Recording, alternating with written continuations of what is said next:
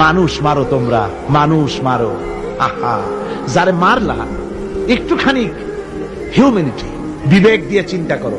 যাকে মেরেছ ওই রাত্রে তার বাড়ির কাছে যাও, ওই রাত্রে গোপনে তার বাড়ির কাছে গিয়ে দেখো তার মা কিভাবে তার সন্তানের জন্য কাঁদতেছে, মায়ের কোলটা খালি হয়েছে বলে কিভাবে কাঁদতেছে, তার বাবা কিভাবে কাঁদতেছে, তার বউ থাকলে কিভাবে ছটফট করতেছে, তার কলিজার টুকরা সন্তান থাকলে কিভাবে আব্বা আব্বা বলে কাঁদতেছে।